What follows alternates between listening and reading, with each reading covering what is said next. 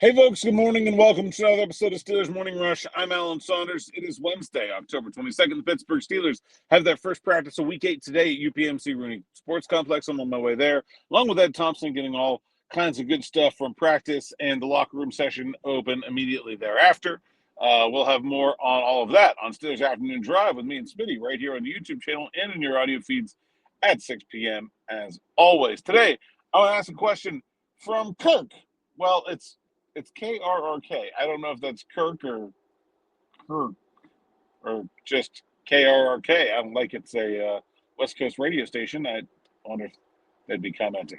Who asked, the Steelers haven't used very much, if any, dime defense this year, and asked if that could be a potential solution to what happened to the secondary against the Cincinnati Bengals last week, and also asked about whether it's possible to use that with the three outside linebacker package at the same time. Very good question, Kirk. I'm glad you asked it because I hadn't thought of this and I hadn't talked about it yet.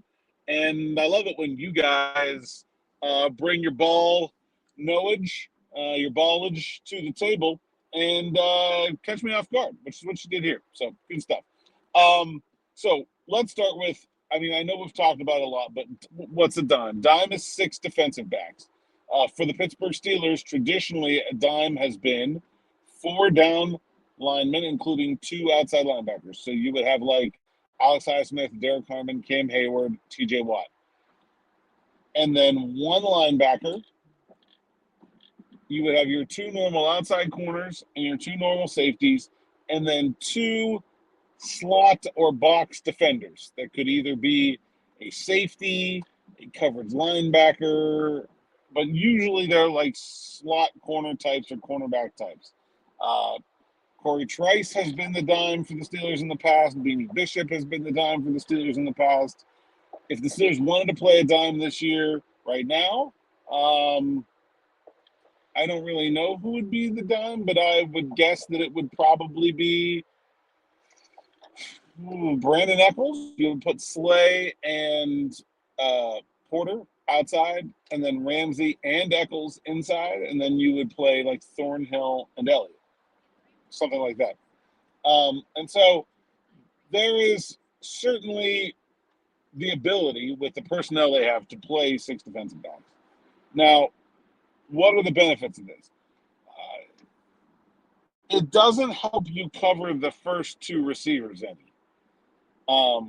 By putting an extra defensive back on the field, if your problem is with wide receiver 1 and wide receiver 2, that's not really solving it. Now, would it help with the Andre Yoshivasas of the world?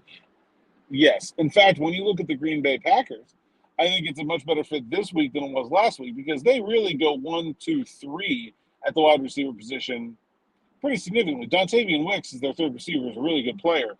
Outside chance, as Mike Tomlin talked about, them getting Christian Watson back, which would let them go 1, 2, 3, 4.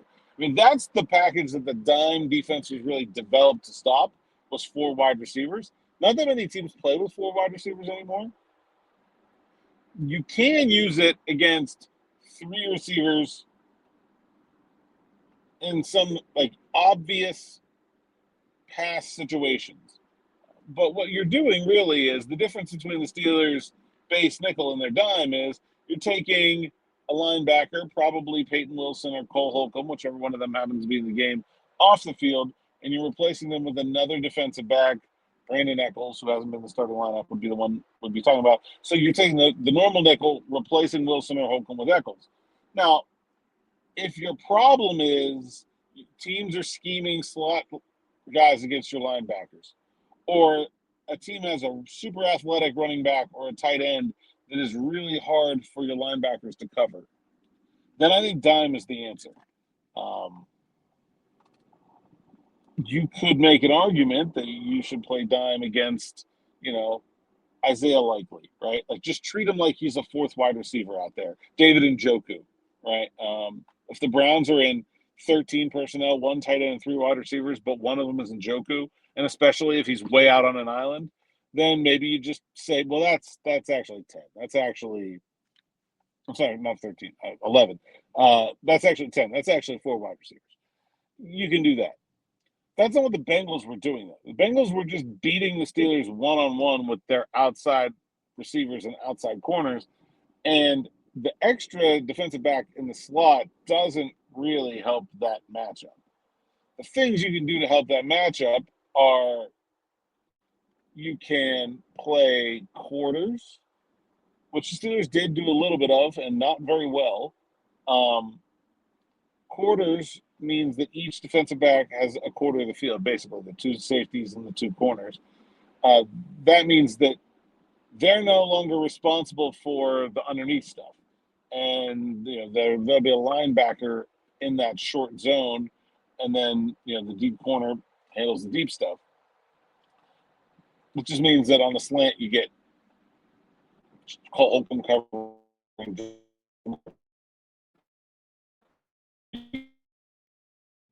Again, there's like some options here. Two-man is the other one that I've talked about a lot, where you have two high safeties and then man underneath. I think that makes a lot of sense if you think you can man with the guys you got.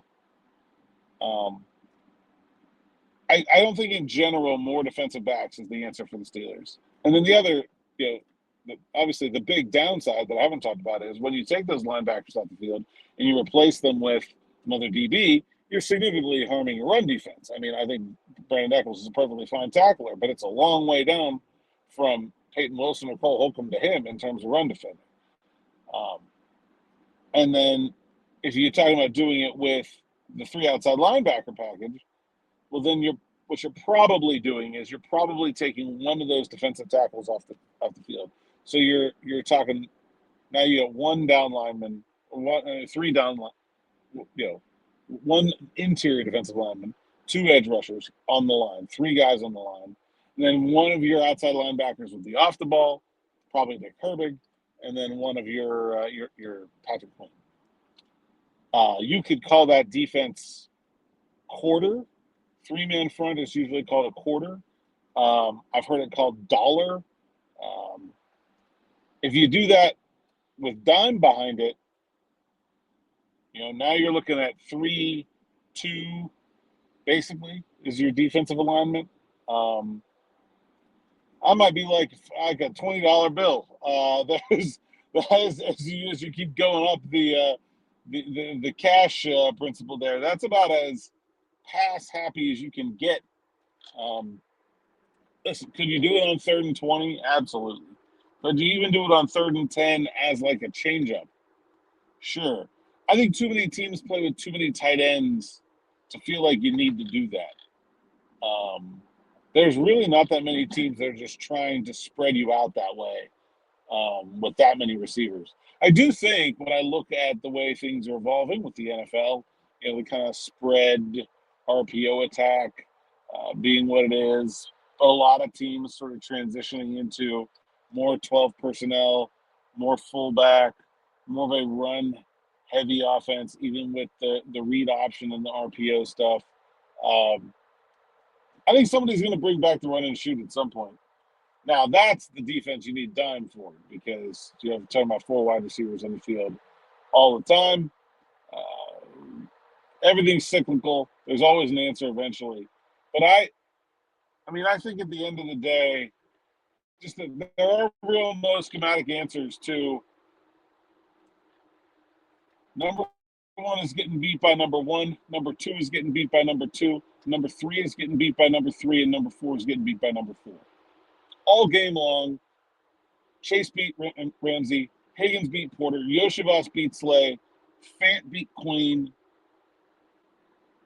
The scheme is irrelevant if that is what's going to happen. And, I don't think the Steelers play. Patrick Queen, I've seen him be very good in the recent past. I'm just going to chalk that up to a bad game for him. Joey Porter, I think, was the one of those guys that came closest to doing his job. But, he was still not asked to take Higgins on an island all that much.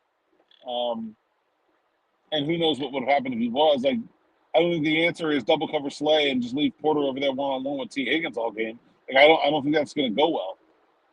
I don't think you can double cover both outside receivers and maintain that. That means that every time Slay or Queen gets beat, it's a touchdown. It's just very difficult to play that way. You got to come up with answers that involve guys winning against guys, whether that's playing Echols more, playing different kinds of split coverages so that you can do one thing with Porter and one thing with the rest. I don't know. But I don't think the dime package would have helped them much against Cincinnati. I do think it might be something useful to look out for against the Green Bay Packers this week. But they can run the ball too. And those corners got to tackle if they're going to play in the dime.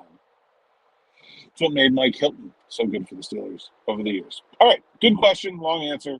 More Afternoon Drive, me and Smitty, 6 p.m. right here on the YouTube channel. Also, got a date coming up next Monday. That is the 27th, 5 p.m., a little bit earlier this time. Me, Smitty, DB for our subs-only live stream. If you're not an SN Plus subscriber, get over to SteelersNow.com. Click the membership tab in the top right, sign up. And it's $4 something a month. You get ad-free reading at SteelersNow.com. You get all the best content from me, DB, and the rest of the Steelers Now team. My notes from the road content story from Cincinnati went up yesterday morning. It is getting rave reviews. It's hilarious, if I do say so myself. So go check that out, and then you can join us next Monday, 5 o'clock, for our live stream as we move through the month. October's almost over, folks. It's almost here. So, all right. That's it for today. Thanks for listening. Thanks for watching, and we'll see you next time.